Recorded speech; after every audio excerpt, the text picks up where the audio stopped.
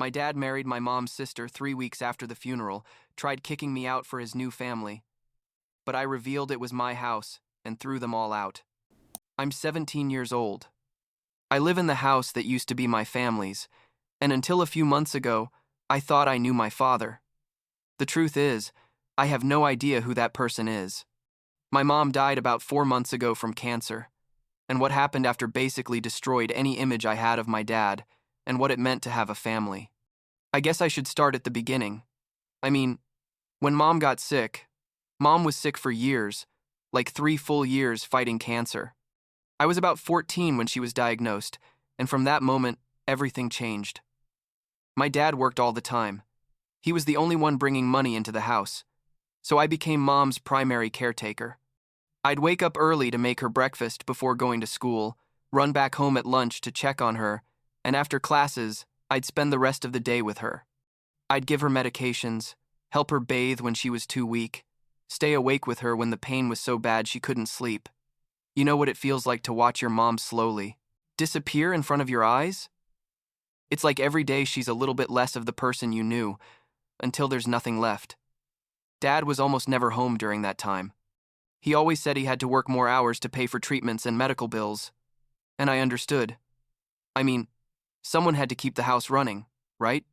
But looking back, I think he was also avoiding facing the reality that mom was dying. It was easier for him to stay at the office than be at home watching his wife suffer. So basically, it was me who was there for her during her last years. Me who listened to her fears at 3 a.m, me who held her hand when the doctors said there was nothing more they could do. Mom died on a Tuesday morning. I think it was in February. I don't know. That whole period is kind of blurry in my memory. I remember I was alone with her when it happened. Dad had gone to work as usual. She stopped breathing and I just sat there for, I don't know how long, just holding her hand. When I could finally move, I called Dad and he arrived like an hour later. He didn't cry, didn't say much, just stared at her body for a while and then started making calls to organize the funeral. I thought maybe he was in shock. That everyone processes grief differently, but turns out my dad was processing something completely different. The funeral was, I don't know, it was a funeral. A lot of people came, mom's family, friends, neighbors. My aunt Sharon was there too. She's mom's sister. She was like 38 years old at the time. She'd always been kind of distant with us, honestly, we didn't see her much. But there she was, crying and consoling Dad, and I remember thinking it was weird because Mom had always said that she and Sharon weren't very close. But whatever, it's a funeral. People act weird at funerals. The first few weeks after Mom died were horrible. The house felt empty and silent, and I didn't know what to do with myself. I didn't have to wake up early to take care of someone anymore, didn't have to keep track of medication schedules. It was like my purpose had disappeared along with Mom. Dad didn't help much either. He kept working all the time, and when he was home, he barely talked to me, like we were living as two strangers in the same house. And then, like 3 weeks after the funeral, Dad came home one day and told me we needed to talk. I sat in the living room, expecting it to be something about how we were going to move forward, or about therapy, or I don't know, something normal that a father would tell his son after losing his mom. But no. He tells me, I'm seeing someone. I've started dating Sharon. And I just sat there like, what? Sharon? My Aunt Sharon? Mom's sister? 3 weeks after Mom died? It couldn't be real. I thought he was having some kind of nervous breakdown or something. I asked him if he was joking, like I literally said, you have to be joking. But he wasn't joking. He explained that he and Sharon had been connecting during the funeral and the weeks after, that they'd realized they had a lot in common, that they were both alone and understood each other. I exploded, obviously. I yelled at him that it was sick, that how could he do that to Mom, that it hadn't even been a month. He got defensive and told me I was a kid and didn't understand how adult relationships worked, that he needed to move on with his life and that Mom would have wanted him to be happy. Can you believe it? My mom had literally just died and this guy was already dating her sister, telling me she would have wanted him to be happy. I told him Mom would never have wanted that it was disrespectful, that it was disgusting. Dad got angry and told me it was his house and his decisions, and that I had to accept it or learn to live with the situation. That was basically the last real conversation we had as father and son. Everything that came after was pure conflict. The next few days were tense, like super awkward. Dad went out, more often, and I knew he was with Sharon. I stayed in my room most of the time, not talking to him, not eating with him, basically ignoring him completely. And one day, like 2 weeks after he told me about Sharon, he came home with her. Like, she walked in with suitcases and everything. Dad told me very casually that Sharon was going to move in with us, that they were going to try to build a life together, and that I had to be respectful. Respectful. He was asking me to be respectful to the woman who had waited less than a month to get into my dead mom's bed. I was in shock again. I couldn't process what was happening. I told him no, that she couldn't live there, that this was Mom's house. But Dad completely ignored me and started helping Sharon unpack her things. She even tried to talk to me. She said something like, "I know this is difficult for you, Liam, but I hope we can be a family." A family. I told her to go to hell, literally, and locked myself in my room. Days turned into weeks, and the situation got worse and worse. Sharon acted like she owned the house, moving Mom's things, changing the decoration, cooking in Mom's kitchen with Mom's pots. I didn't talk to her, didn't even look at her. When she entered a room, I left. Dad was constantly angry at me for my attitude. But what did he expect? That I'd welcome her to the house and congratulate him for replacing Mom in record time. And then things got even worse. One night, Dad called me to the living room, and Sharon was there with him. He told me that Sharon's daughter, my cousin Hannah, who was like 19 years old, was also going to move in with us. She needed a place to stay while she studied at the local university or something. And since we were now a family, obviously she would live with us. I asked him where exactly Hannah was going to live, because we didn't have extra rooms. Dad was quiet for a moment and then said, "You're going to have to share your room or find another place to stay." I couldn't believe what I was hearing. Was he asking me to leave my own house to make room for his new girlfriend's daughter? I told him he was crazy, that I wasn't going anywhere, that this was my house as much as his. Dad got angry and started yelling that the house was his, that he paid all the bills, that I was a minor and had to do what he said. Sharon sat there the whole time with a fake concerned face, like very, "Oh, poor thing, but this is what's best for everyone." Hannah moved in 2 days later. They set her up in the guest room next to mine. But Dad made it very clear this was temporary until I decided to move out. He gave me a week to find somewhere to go. 1 week. To find a place to live being a minor with no money or real job. I asked him where exactly he expected me to go, and he told me I could stay with a friend or look for some relative on my side of the family to take me in. Basically, he was kicking me out of my house 4 months after my mom died. That week was probably the worst of my life. I was in total panic, didn't know what to do. I didn't have many close friends who could help me, and Mom's family lived far away or didn't have space for me. I felt completely alone and abandoned. Like all my dad cared about was his new life with Sharon, and he didn't care about destroying mine in the process. I cried more that week than I had the entire time since Mom had died. Like the shock finally broke, and all the pain and rage came out at the same time. And then, something unexpected happened. Hannah, my cousin, knocked on my room door one night. I didn't want to talk to her, honestly, because she was part of this whole mess. But she insisted, and when I opened the door, she gave me an envelope. She said, "Read this when you're alone. It's important." And then she left quickly before I could say anything. I waited until the house was silent that night and opened the envelope. Inside was a handwritten letter that said, "Liam, I know you don't know me well, and you, years ago, before Mom got sick, he had given me the house as a gift. He put it in my name as a 15th birthday present or something, a way to ensure I'd always have a roof over my head. Mom was the legal guardian of the house until I turned 18, which meant she made decisions about the property, but legally, it was mine. Dad was never the owner of that house. It was never in his name. And here comes the part that really broke my heart but also made me realize how much my mom loved me. My grandpa told me that Mom, during her last weeks of life, when she already knew she didn't have much time left, called him. She told him she suspected something was going on with Dad, that she'd noticed strange behaviors, secret calls, distant attitudes beyond what was normal. She wasn't sure what it was exactly, but she had a bad feeling. So she asked my grandpa to make a legal change, that he become the legal guardian of the house instead of Dad when she died, until I turned 18. Mom knew. Somehow she knew or suspected it, and she protected me even after her death. She made sure Dad couldn't take my house away, couldn't sell it or use his authority as a father to control it.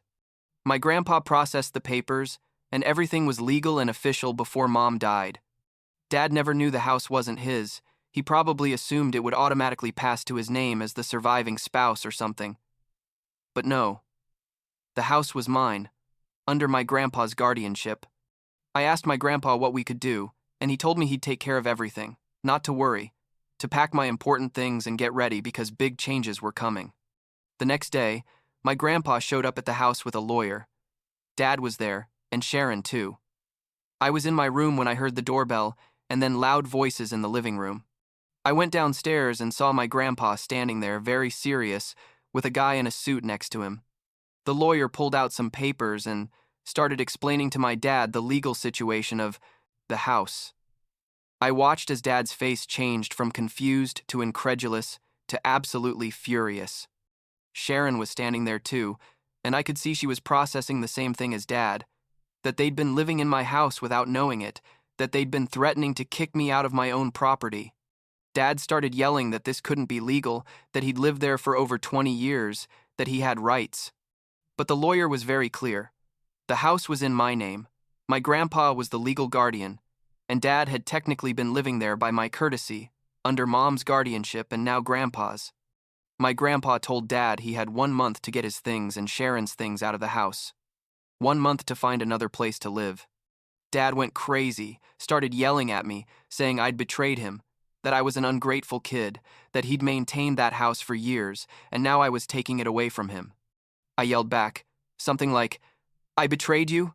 Seriously? You're the one who started sleeping with my dead mom's sister before her body was cold? You're the one who was kicking me out of my house, and I'm the traitor? Total chaos broke out. And then Sharon realized something. She turned and looked at Hannah, who had been standing on the stairs watching everything. She asked her what she knew about this, if she'd had something to do with it. Hannah didn't say anything at first, but Sharon kept pressing her, and finally Hannah admitted that it had been her who told me to call Grandpa. She said she'd heard Sharon and Dad talking one night about how they were going to finally have a house of their own once I left, and that she couldn't stay quiet watching them do that to me. Sharon exploded. She started yelling at Hannah, telling her she was a traitor, that she'd ruined everything. How could she do that to her own mother? And then something happened that nobody expected. Sharon slapped Hannah. Hard. The sound echoed through the whole room, and for a moment, everyone was in total shock. Hannah just stood there with her hand on her cheek, and then very calmly said, I'm going to press charges for this, and pulled out her phone and called the police right there. The police arrived like 20 minutes later. By that time, Sharon had locked herself in the room with Dad, and Hannah was outside with my grandpa and me. The cops took Hannah's statement, saw the red mark on her face, and explained the process for filing assault charges. Hannah signed everything, very determined. When the cops talked to Sharon, she tried to minimize it, said it had been a moment of tension, that she was her daughter and had the right to discipline her. But Hannah was 19 years old, not a minor, and the law was clear. That was simple assault. The next few days were chaotic. Dad and Sharon immediately started looking for an apartment. Basically, they weren't talking to me at all. My grandpa stayed in the house with me to make sure everything was legal and safe. Hannah also stayed a few more days, but then decided to go live with a friend because the situation with her mom was unbearable. Before she left, I thanked her. Like I told her she didn't have to do what she did, that she'd risked her relationship with her mom to help me. She told me she did it because it was the right thing, that she'd seen how her mom and my dad planned everything from the beginning and it disgusted her, that I didn't deserve that after everything I'd been through. Dad and Sharon left exactly 1 month later, on the last day of the deadline. There was no goodbye, no apology, nothing. They just loaded their stuff into a moving truck and left. I saw my dad for the last time that day. and all I thought was that I didn't recognize that person anymore. The man who was supposed to love me, who was supposed to protect me, had abandoned me for a woman he'd just met. He'd treated me like an obstacle in his new happy life instead of as his son, who was suffering from losing his mom. Now, like 3 months after all that, I'm still living in the house. My grandpa moved in with me because he didn't want me to be alone, being still a minor. I'll turn 18 inches a few months, and technically the house will be completely mine without needing a legal guardian. My grandpa is great. Honestly, he's helping me a lot to process all this.